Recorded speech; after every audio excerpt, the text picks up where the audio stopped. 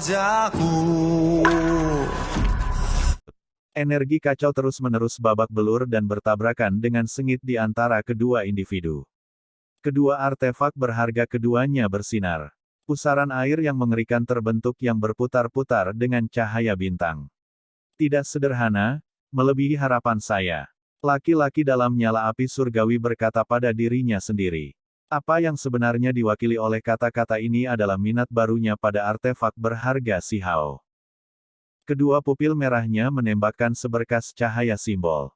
Seolah-olah dia telah menemukan mangsa pamungkas untuk diburu, ke titik di mana itu membuatnya lebih bersemangat daripada ketika dia melihat peri Yue Chan. Dis Anda tidak buruk, si Hao juga berkata dengan suara lembut. Dia terus-menerus melihat cakram tanduk yang hancur. Karena itu mampu membuat pagoda kecil itu hidup kembali dan mengganggu, itu pasti menantang surga. Ini adalah pertama kalinya pagoda kecil melakukan hal seperti itu. Jelas bahwa itu telah bertemu lawan yang layak. Sepertinya kamu adalah orang yang diberkati dengan keberuntungan yang luar biasa. Anda bahkan telah mendapatkan objek semacam ini. Pria misterius itu menatapnya tanpa buru-buru bergerak. Apakah kamu memiliki hal lain yang ingin kamu katakan? Si Hao bertanya. Aku hanya bertanya-tanya, haruskah pagoda tulangmu jatuh ke tanganku juga, bukankah aku akan melampaui yang kuno dan yang sekarang? Bukankah itu akan membuatku tak tertandingi di masa depan? Pria misterius itu berkata pada dirinya sendiri. Langit gelap, bumi berwarna kuning. Alam semesta tidak terbatas, tercakup dalam kekacauan utama. Tidak ada yang berani menyebut diri mereka benar-benar tiada bandingnya di bawah langit. Kemungkinan setiap wilayah memiliki individu yang luar biasa, tetapi begitu mereka bentrok di luar wilayah, maka akan sulit untuk mengatakan siapa yang terbaik. Setiap wilayah sangat luas dan tampaknya tidak terbatas. Individu yang luar biasa muncul dalam jumlah besar. Adegan bentrokan daerah sulit dibayangkan. Saya juga berpikir bahwa dis Anda tidak buruk. Kenapa tidak kau berikan saja padaku? Si Hao menjawab. Kalau begitu mari kita lihat siapa yang menang di sini. Api surgawi melompat, dan cahaya berapi-api menelan langit. Darah terus mengalir dari telapak tangan pria misterius itu, dan piringan itu menjadi semakin cemerlang. Simbol terus menyala di permukaannya, dan jumlah yang bersinar tampaknya sedikit lebih banyak daripada saat dia bertarung melawan perwujudan domain. Jika semua orang bisa melihat ini, mereka pasti akan menggigil ketakutan. Dis ini kuno dan berbintik-bintik dengan warna. Simbol menutupi permukaannya, dan setelah wilayah kecil menyala, itu menjadi semakin misterius. Energi yang luar biasa melonjak keluar, seolah-olah memiliki kekuatan untuk membuat sesuatu bereinkarnasi. Sisa-sisa era apa objek ini?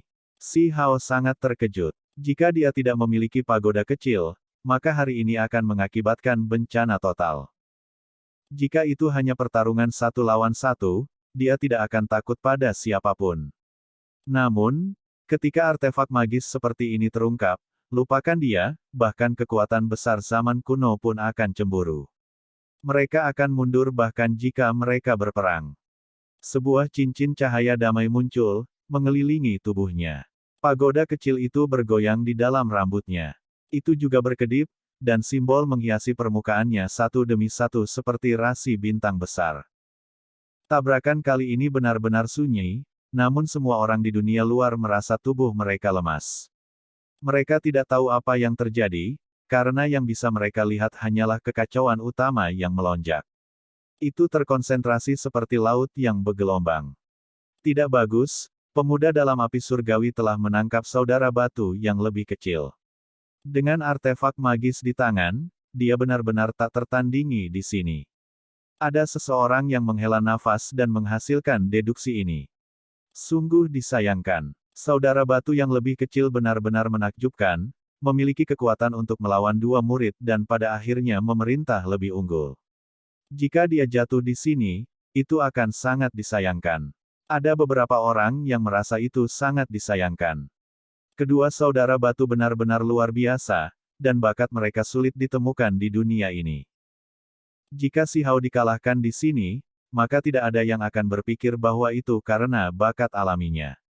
Apa yang dia kekurangan pasti adalah surga yang menentang artefak magis, tetapi di mana dia bahkan dapat menemukan artefak berharga yang kacau. Lupakan pemuda seperti dia, bahkan dewa atau iblis kuno akan menjadi iri ketika mereka melihat benda semacam ini. Terlalu sulit untuk mendapatkan sesuatu seperti ini di dunia fana. Ini benar terutama untuk Sekte Barat, Sekte Pemutus Langit, dan kekuatan besar lainnya di luar wilayah ini. Mereka semua merasa sangat disayangkan, dan keadaan terlihat buruk bagi Si Hao. Di mata orang-orang di luar wilayah ini, wilayah gurun mewakili kemunduran dan kehancuran, tempat kuno dan biadab. Tidak mungkin artefak berharga yang menantang surga seperti cakram surgawi muncul. Namun, apa yang sebenarnya terjadi dalam kekacauan primal yang melonjak adalah pertempuran sengit antara kedua pemuda itu. Laki-laki dalam api surgawi mengaktifkan cakram surgawi, membuat artefak ajaib tanduk melepaskan cahaya yang cemerlang. Seolah-olah itu bisa memusnahkan segala sesuatu di dunia ini saat melepaskan untaian demi untai energi pedang yang kacau. Adegan ini benar-benar tersembunyi dari semua orang di luar. Jika mereka melihat apa yang terjadi, mereka pasti akan tercengang karena terkejut. Tempat ini disapu dengan energi pedang yang kacau.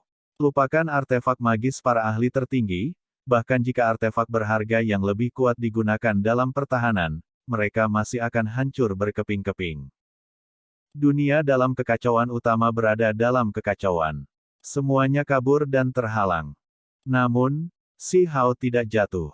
Pagoda kecil itu tersebar di puluhan ribu benang untuk memblokir semua energi pedang dan mencegahnya mendekati tubuh Si Hao. Kekuatannya tampaknya menjadi lebih sederhana dan misterius. Bagaimana ini bisa terjadi? Pupil pria misterius itu dengan cepat menyusut. Dia merasa seolah-olah situasinya telah menjadi parah. Harta karun tertinggi di tangannya benar-benar menemukan kecocokannya, dan itu mungkin belum tentu menang. 6 garis cahaya berwarna berbeda menari-nari, dan ketika mereka turun, area Si Hao dibagi menjadi 6 dunia kecil. Mereka kemudian mulai beredar dan kompres.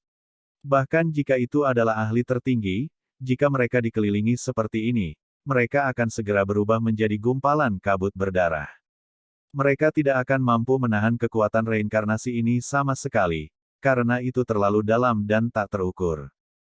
Namun, pagoda kecil itu juga menetralkannya. Itu menelan dan melepaskan cahaya warna-warni seperti batu kilangan, membuat 6 dunia kecil itu menjadi redup. Mereka menjadi tidak jelas dan secara bertahap menghilang. Sangat tangguh. Pria misterius itu berkata pada dirinya sendiri. Cahaya di matanya mulai bersinar lebih cemerlang, menembak keluar seolah-olah itu adalah kilatan pisau. Si Hao mulai tenang. Pagoda kecil setinggi 1 inci tidak kalah dengan yang lain dan pasti bisa memblokir serangan lawan. Tidak ada yang perlu dikhawatirkan sekarang. Pagoda kecil, jangan hanya fokus pada pertahanan. Anda harus menyerang juga dan memakan di situ. Jika Anda benar-benar tidak menginginkannya, maka kumpulkan dan berikan kepada saya. Si Hao mendesak pagoda tulang untuk mengambil tindakan. Yang mengejutkannya, pagoda kecil itu benar-benar memberikan respons yang langka. Suaranya sangat tenang, namun agak berat. Item ini tangguh. Jika saya melahap salah satu bagiannya, 5 bagian lainnya akan muncul dan melawan saya sampai mati. Apa? Objek macam apa itu sebenarnya? Si Hao terkejut. Itu benar-benar membuat pagoda kecil itu bahkan ragu-ragu, membuktikan betapa menakutkannya itu. Lebih baik jika Anda tidak tahu. Itu tidak akan menguntungkanmu sama sekali. Pagoda kecil itu menjawab, kemudian tidak lagi berbicara. Dis tanduk menyala sekali lagi. Setelah menyerap persembahan, pola seperti jaring laba-laba di permukaannya mulai hidup kembali. Fluktuasi yang dilepaskannya membuat tempat ini tidak stabil, seolah-olah akan pecah kapan saja. Kami tidak bisa bertindak sembarangan. Jika kita membiarkannya hidup kembali, maka itu akan menjadi malapetaka.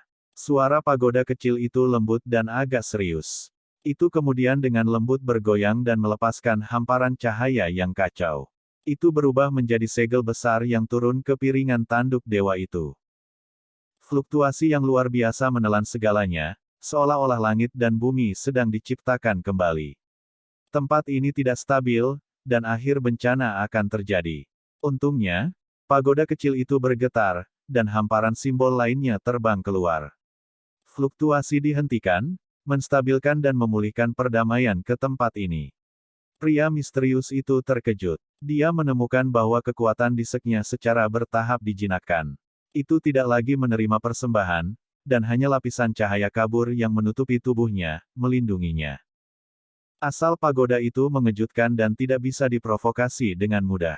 Di Standuk Dewa benar-benar mentransmisikan suara untuk memberitahu pria misterius itu, meninggalkan pikirannya dalam kekacauan total.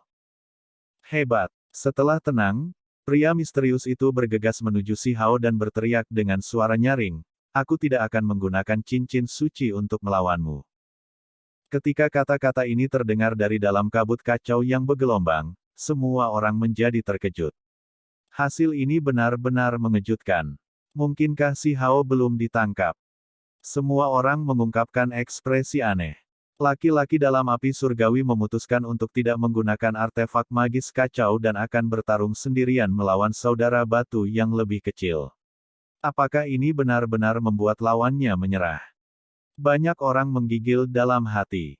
Orang ini terlalu sombong. Untuk membuat orang-orang sekali berdua bersaudara batu melayani di bawahnya, seberapa menakutkan ini. Berapa banyak orang di dunia ini yang berani melakukan hal seperti itu? Kalau begitu pertarungan itu, Si Hao menjawab. Dia terluka parah, dan wajahnya pucat, tetapi lawannya juga tidak dalam kondisi terbaik. Saat bertarung melawan perwujudan domain, dia ditembus oleh rantai keteraturan surgawi. Dia tampak tidak terpengaruh di luar, tetapi dia sebenarnya menderita secara internal. Kematian reinkarnasi. Pria misterius itu berteriak. Dia menggunakan teknik yang sangat berharga, menarik keluar dari daonya sendiri. Itu sangat menakutkan. Ini adalah kombinasi dari beberapa teknik yang berharga, ke titik di mana asal-usulnya tidak dapat dilihat. Namun, pasti ada teknik tertinggi binatang buas kuno di sana, dan bukan hanya kemampuan surgawi satu klan. Mereka disempurnakan bersama, menghasilkan pemandangan yang benar-benar menakutkan. Tinju sejati primordial, teriak Si Hao. Pendekatannya benar-benar berbeda. Alih-alih menggunakan teknik berharga apapun, dia hanya menggunakan simbol paling primordial, mengembangkannya hingga batasnya untuk menghasilkan kekuatan ajaib. Serangan ini mengguncang langit dan bumi. Artefak magis kedua individu itu damai, jadi serangan mereka menembus kabut yang kacau dan akhirnya menyebarkannya. Jenazah kedua orang itu terungkap. Serangannya sangat cepat, dan setelah bertabrakan, darah berhamburan keluar. Setelah serangan ini, keduanya tidak memutuskan untuk bentrok lagi. Sebaliknya, masing-masing mengungkapkan metode mereka sendiri. Si Hao merentangkan cakar Kunpeng, sekali lagi merebut beberapa bola cahaya esensi surgawi. Pria misterius itu melakukan hal yang sama. Beberapa ahli tertinggi bergegas untuk mendapatkan bagian dari rampasan juga, tetapi hanya dalam sepersekian detik, mereka diledakkan terbang. Laki-laki misterius itu mengeluarkan dengusan dingin dan menyapu pandangannya ke semua orang. Pada saat ini, Pri Yue Chan, penyihir, dan yang lainnya mengambil tindakan lagi, masing-masing menerima bagian hadiah mereka sendiri. Ini, semua orang terkejut. Ini adalah jejak yang ditinggalkan oleh para dewa. Itu misterius dan tak terduga. Mendapatkan satu bagian sudah cukup mengejutkan, namun mereka masing-masing mendapatkan begitu banyak. Si Hao tidak ingin tinggal lebih lama lagi, jadi dia berbalik untuk pergi. Lagi pula, panennya kali ini luar biasa, dan dia bisa mendapatkan pencerahan yang luar biasa. Dia bergegas menuju jarak pada kulit binatang kosong. Sementara itu, pria misterius, penyihir, Pri Yue Chan dan yang lainnya juga berbalik untuk pergi. Ekspresi para ahli tertinggi semuanya berubah seolah-olah mereka menyadari sesuatu, dan mereka dengan cepat bergerak juga. Energi yang tak terlukiskan menyebar dari 9 langit. Seolah-olah keberadaan tertinggi sedang bangkit, seolah-olah seorang dewa kembali. Apa itu? Para ahli tertinggi semuanya ketakutan.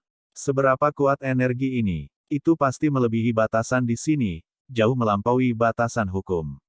Tuan Domain, Itu pasti kebangkitan Tuan Domain. Ada seseorang yang pikirannya bekerja sangat cepat dan menebak sumber kekuatan ini. Perwujudan domain terbunuh, jadi secara alami membangkitkan tingkat keberadaan yang lebih tinggi. Kehendak Void God Realm juga dibagi menjadi beberapa peringkat. Di atas perwujudan domain adalah penguasa domain, dan ini adalah keberadaan yang benar-benar mengendalikan wilayah ini. Penguasa domain itu maha kuasa, di dunia ini, penguasa domain seperti dewa.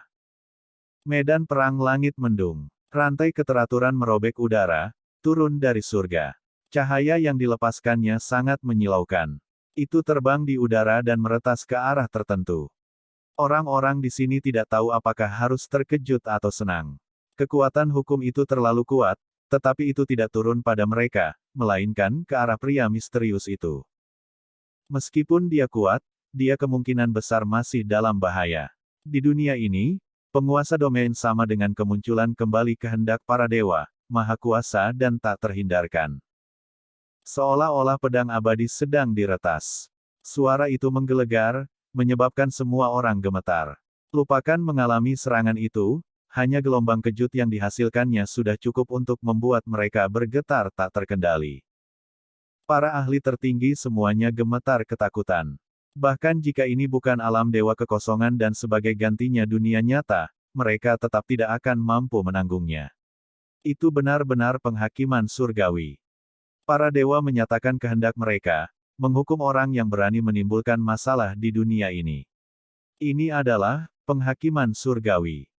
Dengan munculnya kesengsaraan semacam ini, dalam keadaan normal, mustahil untuk bertahan hidup. Bahkan bisa dikatakan bahwa yang dihukum pasti akan mati. Sial. Namun, adegan berdarah percikan darah tidak muncul. Di tanduk surgawi naik dan memblokir serangan ini. Kali ini, itu tidak berkedip dengan simbol, dan malah redup dan tanpa fluktuasi, namun, itu masih bisa memblokir serangan ini. Semua orang menghela nafas. Hanya artefak kacau semacam ini yang bisa menghentikan penghakiman surgawi. Apapun akan dihancurkan. Di atas surga, wasiat itu agak terguncang. Itu sekali lagi dihidupkan kembali, dan energi yang dilepaskannya kali ini lebih kuat dari yang terakhir. Seolah-olah tungku besar menyala di atas awan. Dalam cahaya yang menyilaukan, beberapa rantai turun dengan suara hualala. Mereka seperti rantai berharga yang terbuat dari emas surgawi. Ia ingin memenjarakan penjahat dan memulihkan keadilan. Rantai para dewa, objek semacam ini benar-benar muncul. Seseorang berteriak dengan takjub. Bahkan ada lebih banyak orang yang sekarang kehilangan kata-kata. Selama tahun-tahun kuno, ada legenda bahwa ketika makhluk paling kuat menyebabkan masalah di alam dewa kekosongan, mereka akan ditangkap oleh rantai ini. Ada desas-desus bahwa penjahat terhebat dikirim ke penjara Void God Realm di mana seseorang harus bertarung melawan penjahat menakutkan yang tak terhitung jumlahnya. Mereka akan menderita siksaan besar di sana. Itu diblokir lagi. Klakson bersinar dengan cahaya sekali lagi. Kekacauan utama menyebar, dan simbol-simbol misterius di permukaannya berkedip-kedip. Pada akhirnya, mereka membentuk satu karakter, maaf. Apakah itu mencoba untuk berkomunikasi dengan perwujudan domain? Semua orang menjadi terpana. Artefak magis ini benar-benar menantang surga, benar-benar bercakap-cakap dengan kehendak yang dilakukan oleh para dewa. Itu kuat ke tingkat yang konyol. Apakah Tuan Domain akan memaafkan laki-laki dalam api surgawi? Seseorang menebak. Perwujudan domain itu kejam dan tidak berperasaan, bagaimanapun juga, itu hanya kehendak, atau bentuk hukum. Itu hanya bisa secara ketat melaksanakan apa yang disepakati saat itu. Kemungkinan besar tidak akan berkompromi. Seperti yang diharapkan, rantai itu terus mengejar pria misterius itu. Tampaknya mati set untuk menangkapnya. Iya, ini buruk. Kami diusir. Semua orang masih mendiskusikan bagaimana mereka tidak terlibat dalam serangan ini. Namun sekarang, mereka semua berteriak ketakutan. Helai demi helai energi hitam mulai merembes dari kepala mereka. Orang-orang ini secara paksa ditendang keluar dari Void God Realm. Mereka tidak diizinkan menginjakkan kaki ke alam dewa kekosongan lagi selama beberapa bulan hingga bertahun-tahun sampai periode pembuangan telah berlalu. Pergilah. Tidak ada orang lain yang berani berbicara omong kosong lagi. Mereka semua dengan cepat pergi. Pada kenyataannya, ada beberapa yang tercepat dan tidak tinggal di sini lebih lama, dan ini termasuk Si Hao, penyihir, dan peri Yue Chan. Satu-satunya yang tidak beruntung adalah pria misterius yang dicegat.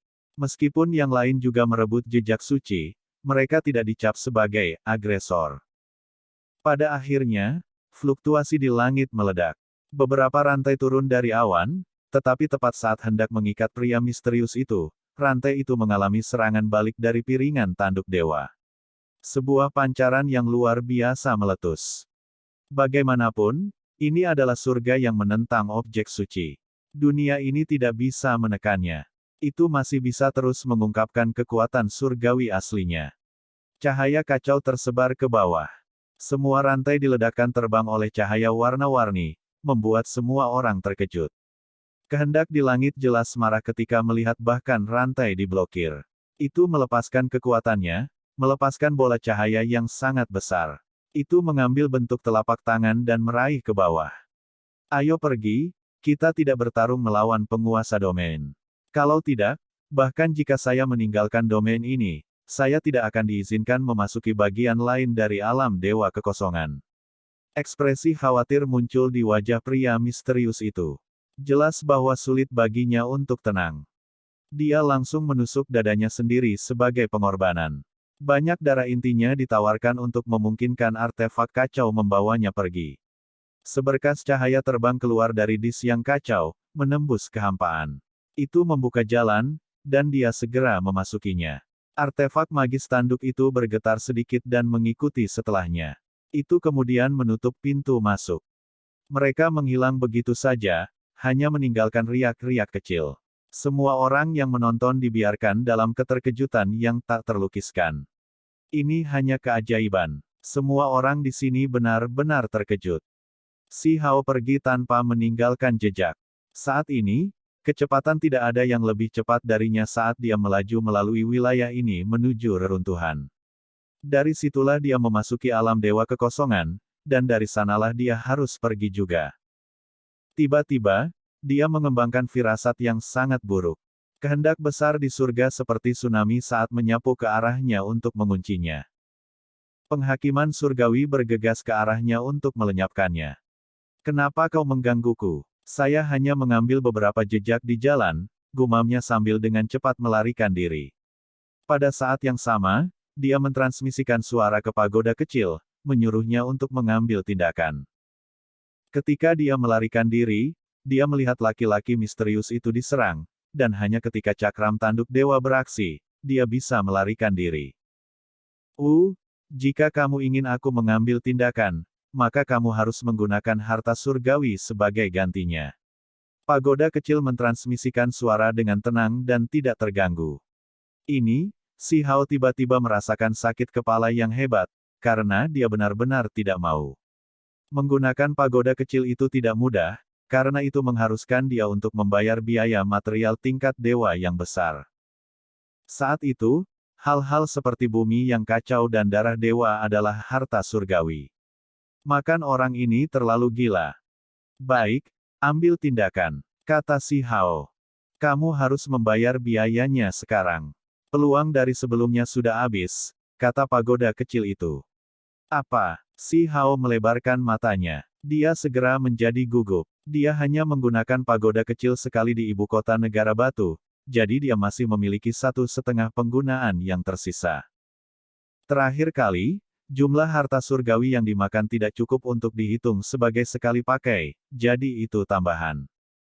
Bukankah jelas masih ada 1,5 penggunaan yang tersisa? Apa maksudmu itu hilang? Si Hao bertanya. Baru saja, aku bertarung melawan cakram tanduk dewa untuk melindungi tubuhmu. Itu sudah habis secara alami, jawab pagoda kecil itu. Bahkan itu penting. Si Hao tercengang. Dia bahkan tidak meminta bantuan pagoda kecil itu. Itu adalah sesuatu yang dilakukan pagoda kecil itu sendiri setelah diaduk. Tentu saja itu diperhitungkan. Itu adalah dis yang kacau dan memiliki asal-usul yang menakjubkan.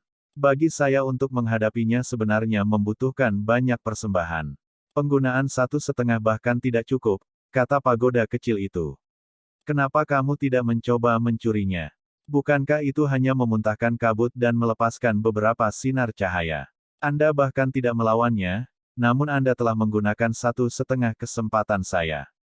Anda masih mengatakan bahwa itu masih jauh dari cukup. Si Hao sangat marah. Sebenarnya, kamu seharusnya membayar puluhan hingga ratusan harta surgawi bagiku untuk bertarung bahkan sekali melawannya. Apalagi, mereka semua harus menjadi harta sejati dan bukan kumpulan yang lebih rendah. Anda telah menerima kesepakatan yang luar biasa. Pagoda kecil itu menjawab dengan kebenaran. Untuk melawan di situ membutuhkan lebih dari 100 penggunaan biasa. Si Hao menatap bodoh dengan mata melebar. Pagoda kecil ini terlalu kejam. Aku akan melupakannya kali ini dan tidak akan membuatmu membayar kompensasi.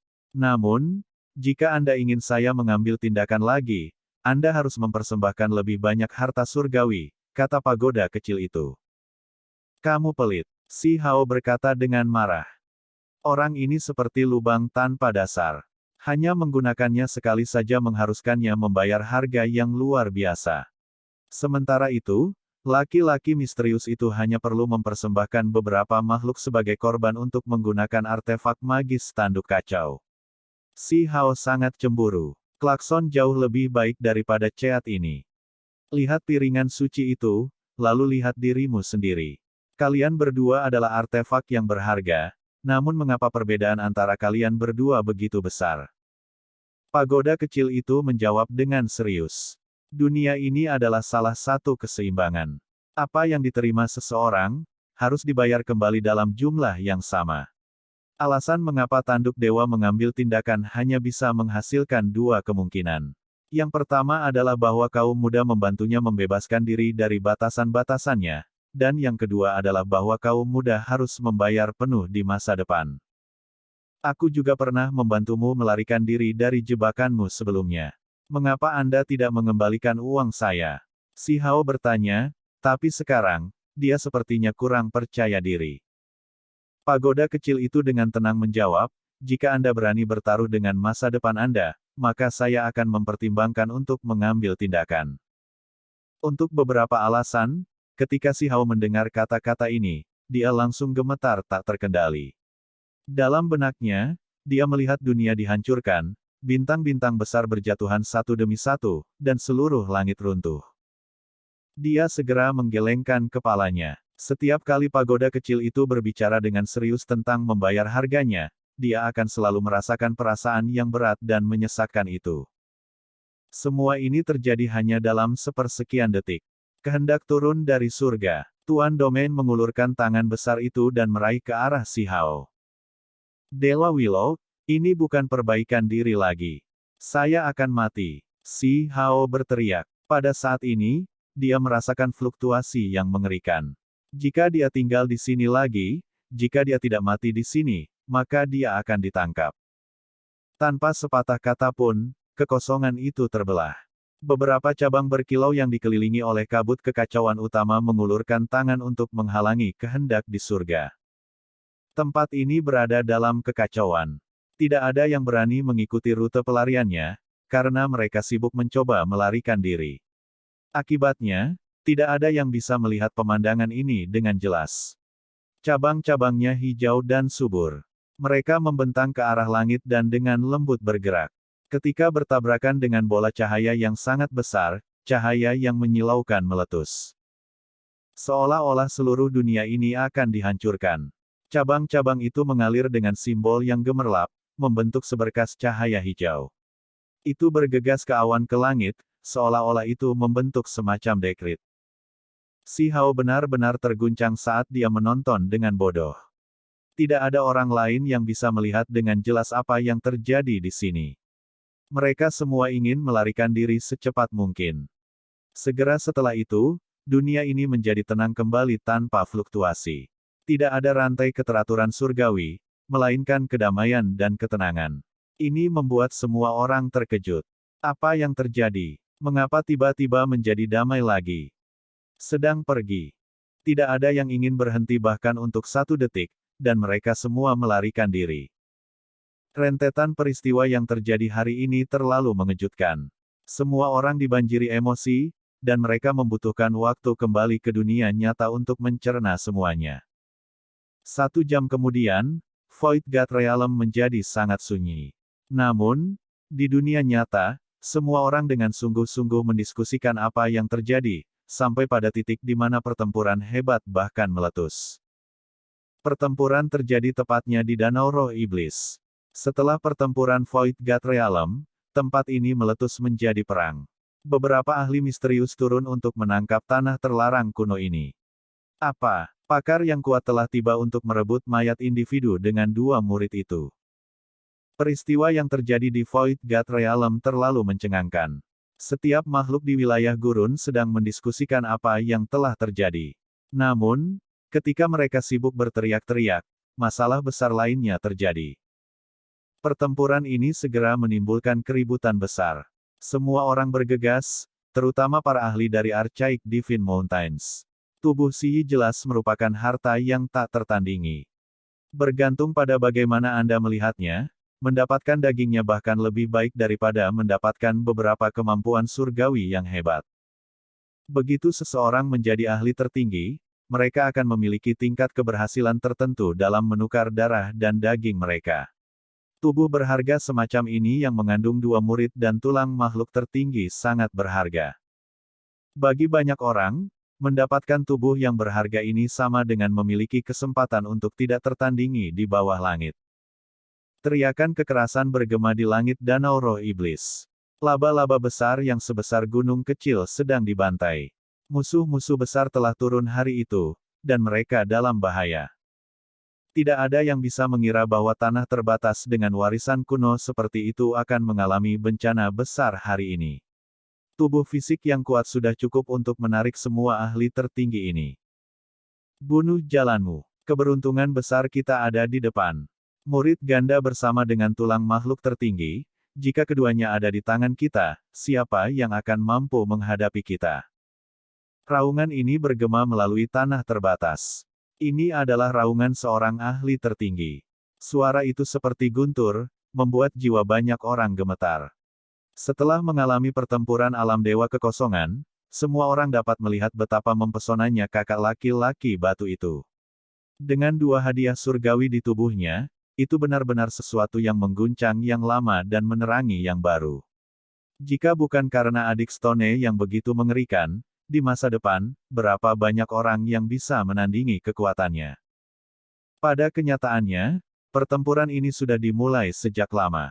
Ketika pertempuran antara 2 saudara batu akan segera berakhir, sudah ada orang yang diam-diam bergerak keluar untuk mencuri tubuh itu, hanya saja, orang-orang ini dihentikan.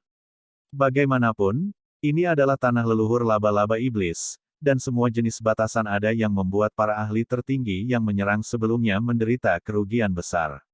Baru sekarang lebih banyak orang bergegas. Langit dan bumi mulai runtuh saat semua jenis artefak magis beterbangan. Fluktuasi yang kuat dilepaskan, dan banyak kuil dan peninggalan sejarah hancur berantakan. Tempat ini benar-benar terbalik.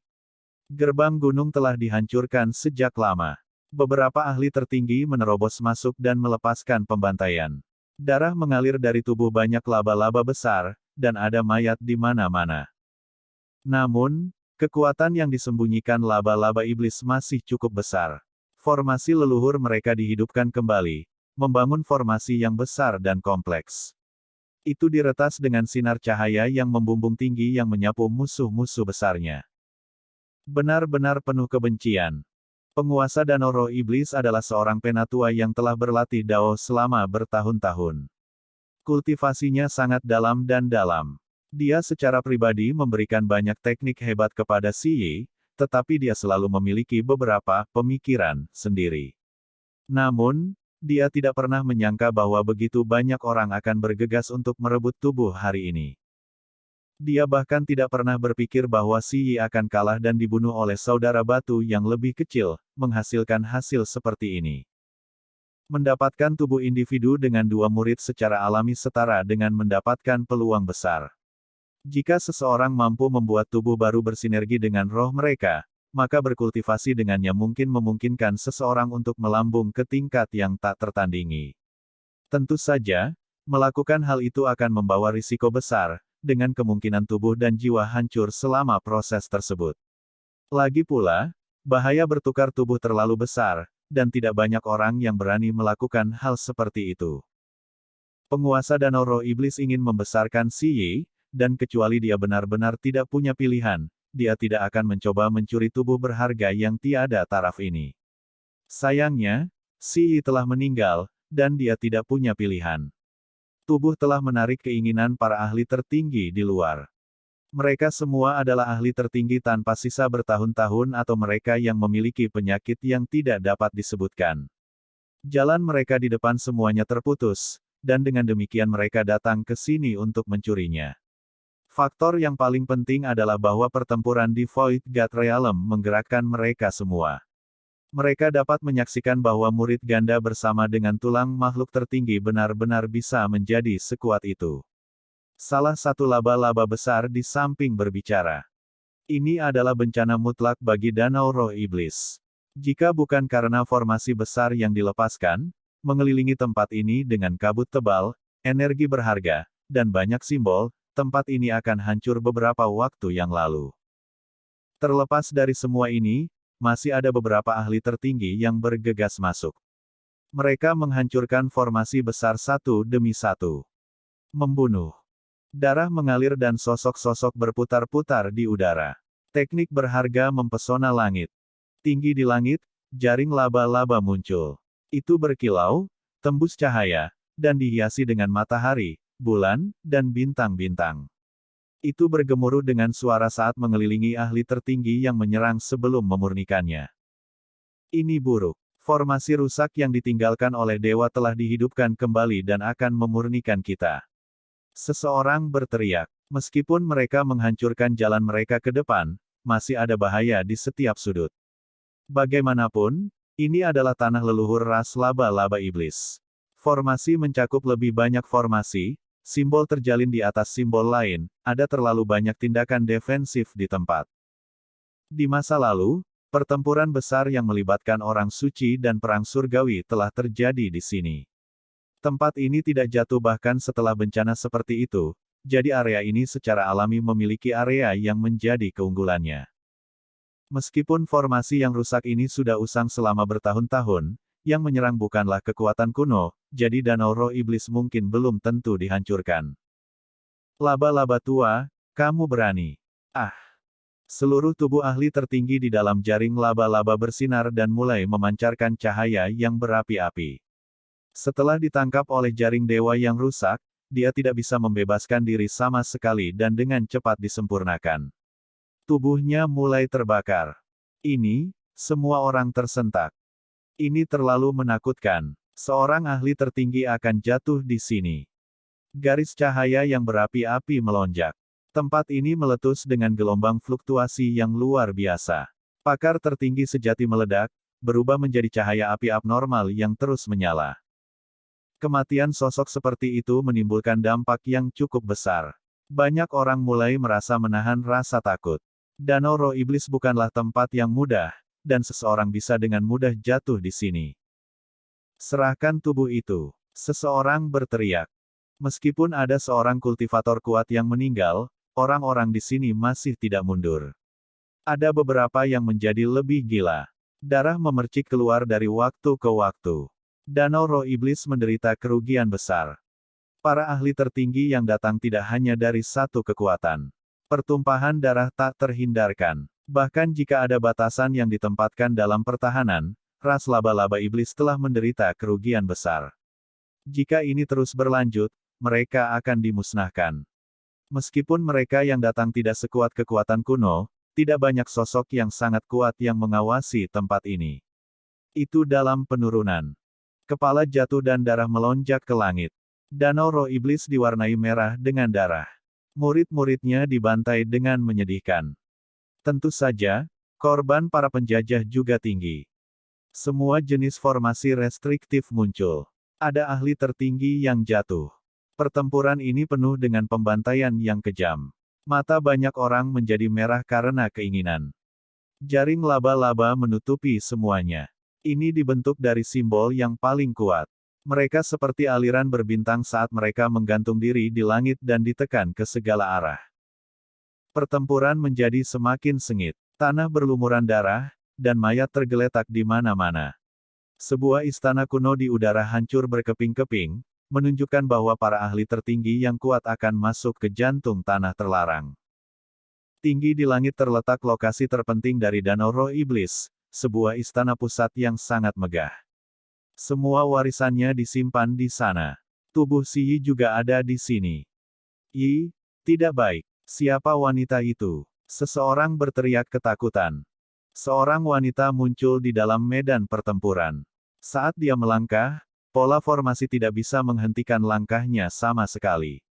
Satu langkah menutupi ribuan zang saat dia melewati tanah kuno yang berlumuran darah untuk memasuki pusat tanah yang membatasi itu. Siapa orang ini? Bahkan para ahli tertinggi terkejut dan berbalik untuk melihat. Bahkan ada beberapa yang langsung menyerang. Namun, wanita ini sangat unik. Tanah tampak menyusut di bawah kakinya, dan hanya dalam beberapa kilatan, dia menghindari semua serangan mengerikan itu. Tak satu pun dari teknik berharga yang menyentuhnya. Hati semua orang gemetar ketakutan. Wanita ini pasti kuat dan bukan karakter normal. Jika dia memiliki niat pada tubuh itu, maka dia pasti akan menjadi salah satu lawan tangguh mereka. Tubuhnya ditutupi pakaian berwarna abu, dan lengan panjangnya berkibar-kibar. Mereka menutupi sosoknya yang mengesankan dan memberinya aura misterius. Setelah diperiksa lebih dekat, pakaiannya sangat tua, seolah-olah itu adalah gaya busana kuno. Pakaian jenis ini memang sudah jarang terlihat di zaman sekarang ini. Sehelai rambut tersebar ke bawah, menutupi wajahnya yang putih berkilau dan menawan. Sulit untuk melihat ekspresi seperti apa yang dia miliki saat ini.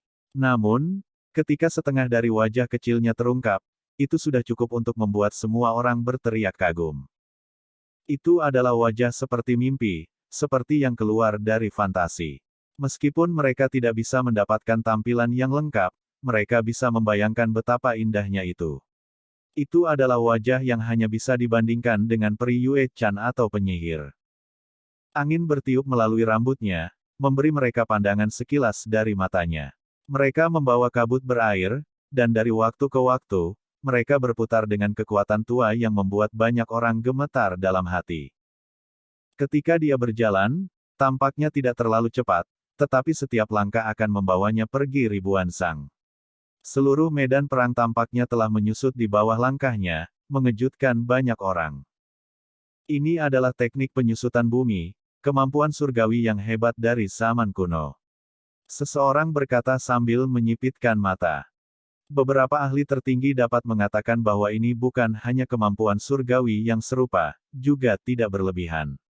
Ini adalah kemampuan surgawi penarikan bumi yang sebenarnya, dan itu ditampilkan tepat di depan mata mereka. Seseorang harus memahami bahwa begitu teknik berharga semacam ini dinaikkan hingga batasnya, itu akan mencapai tingkat yang tak terbayangkan. Itu dikenal sebagai salah satu teknik tercepat di dunia, cukup cepat untuk berdiri berdampingan dengan kecepatan Kunpeng. Jejak besar turun dari arah tertentu. Itu mengalir dengan warna pelangi yang menguntungkan dan tersebar di puluhan ribu utas. Jejak berharga ini berubah menjadi gunung surgawi yang sangat besar. Itu menutupi langit saat ditekan ke arah wanita itu. Jejak penindasan bumi. Seseorang berteriak kaget. Ini adalah artefak berharga yang kuat, yang sangat terkenal di antara jejak berharga. Selama tahun-tahun kuno, jejak pembalikan langit, jejak penindasan bumi, dan yang lainnya sangat terkenal. Namun, saat jejak besar itu turun ke dirinya, dia hanya membuka tangannya dan menghasilkan simbol dari telapak tangannya. Itu langsung menopang gunung besar dan menghancurkannya. Dengan suara hong, gunung pelangi dikirim terbang. Cahaya keberuntungan yang dilepaskannya menerangi langit saat meninggalkan medan perang. Itu benar-benar dikirim terbang keluar dari sini. Meskipun itu bukan jejak penindasan bumi kuno, itu masih merupakan artefak magis yang langka, namun masih tersapu. Wanita ini sangat kuat, persis seperti apa latar belakang yang dia miliki. Alis banyak orang mulai melompat, dan banyak ahli tertinggi mulai memperhatikan. Ini dia. Mata Tuan Laba-Laba Tua Danau Roh Iblis dengan cepat menyusut. Dia mengenali wanita itu, karena dia telah menerima laporan terperinci di masa lalu. Ketika Si Yi melepaskan diri dari halaman suci kuno, ahli tertinggi laba-laba emas yang pernah secara pribadi menyaksikan wanita misterius ini mengikutinya. Laba-laba emas tidak bisa melihat menembusnya sama sekali. Hanya setelah betina menghilang tanpa meninggalkan petunjuk arah, laba-laba emas besar kembali. Dia bahkan tidak bisa melihat bagaimana dia pergi, tetapi ketika dia kembali ke Danau Roh Iblis, sebuah gambar digambar, memberitahu Tuan tentang apa yang telah terjadi. Ketika penguasa Danau Roh Iblis melihat ini, dia secara alami terkejut. Dia sangat percaya bahwa wanita dari saat itu telah tiba. Kemampuan surgawinya mengejutkan, dan sulit untuk melihat seberapa dalam kekuatannya. Formasi Dewa turun. Meskipun rusak, jaring laba-laba masih sangat kuat. Sulit untuk dihadapi bagi kebanyakan orang, tetapi tubuh wanita ini sangat fleksibel. Cara dia bergerak hampir tak terbayangkan saat dia bergerak melalui celah-celah jaring laba-laba yang besar. Simbol dan pola formasi didorong kembali oleh lapisan cahaya lembut segera setelah mereka mendekat dan benar-benar larut. Wanita itu mencapai istana pusat yang tergantung di surga dengan satu langkah. Dia melangkah ke tangga batu giok dan hendak memasuki istana kuno. Semua orang terkesiap. Wanita ini terlalu kuat. Dia berada di levelnya sendiri. Meskipun semua ahli tertinggi mampu menyerang Danau Roh Iblis dengan menyerang dan menghancurkan banyak istana, tidak satupun dari mereka bisa mencapai istana pusat. Namun dia, yang baru saja tiba, sudah menyelesaikan ini. Itu terlalu menakutkan. Dia berjalan melalui medan perang, menghindari semua formasi besar kuno untuk segera mencapai tujuannya. Cahaya berharga terbang dan artefak magis mengalir dengan kacau. Langit sepertinya meledak. Tidak hanya orang-orang Danau Roh Iblis yang mencoba menekan wanita itu, bahkan para ahli tertinggi pun mengambil tindakan. Tak satu pun dari mereka ingin dia berhasil. Namun, di depan istana surgawi, dia sekali lagi menggunakan kemampuan surgawi penarikan bumi. Terkadang, dia mundur, dan di lain waktu, dia mendekat. Itu membuat orang yang menonton terpesona. Setiap langkah yang dia ambil bergema dengan suara gemuruh yang hebat. Surga, dia tidak membangkitkan simbol apapun dan langsung memasuki istana surgawi melalui formasi. Semua orang tersentak kaget. Lampu surgawi dan artefak magis semuanya meledak di depan istana surgawi. Ketika formasi besar dihidupkan kembali, ia mulai menyerang balik terhadap kerumunan. Hentikan dia. Laba-laba tua Demonic Spirit Lake meraung. Banyak orang bergerak maju. Istana pusat dilemparkan ke dalam kekacauan total. Formasi kuno dihidupkan kembali, dan artefak leluhur bergemuruh. Langit dan bumi bergetar saat tempat ini menjadi tanah bencana. Namun, wanita ini terlalu cepat. Langkahnya tampak ringan, tetapi setiap kali kakinya diturunkan, seolah-olah bintang-bintang besar di langit bergeser dan gunung serta sungai berubah. Dia tiba di depan sajadah. Disinilah seorang pemuda dengan kulit berkilau duduk. Ini tepatnya Si Yi, hanya sekarang, tidak ada roh yang bergerak di dalam. Matanya terpejam dan tubuhnya tak bergerak. Tuan Danau Roh Iblis secara pribadi menghalangi jalannya. Namun, hanya dengan sapuan lengan baju wanita itu, seolah-olah awan dan kabut membumbung tinggi, meledakkannya ke kejauhan. Dia benar-benar tercengang. Jelas bahwa kultivasi pihak lain lebih tinggi darinya, tetapi dia tidak jelas seberapa tinggi itu. Ini adalah wanita misterius yang kedalamannya tidak bisa dilihat. Lengan panjangnya bergetar, dan Si Yi menghilang dari atas sajadah. Dia kemudian berbalik untuk pergi. Satu langkah membawanya ratusan hingga ribuan zang saat dia berangkat dari istana. Ketika dia pindah lagi, dia melakukan perjalanan beberapa li jauhnya, melintasi medan perang. Ketika langkah ketiganya turun, dia sudah berada di gerbang gunung. Artefak magis dan kemampuan surgawi semua orang turun pada saat yang sama. Mereka semua dikirim ke tubuhnya, tidak mau membiarkannya pergi. Wanita itu tampaknya tidak memperhatikan serangan ini dan terus melangkah keluar. Pakaian abu-abunya sangat luas. Ketika dia mengambil langkah keempat, dia langsung menghilang dari pandangan semua orang. Semua artefak berharga hanya mengenai udara kosong. Film pun berakhir.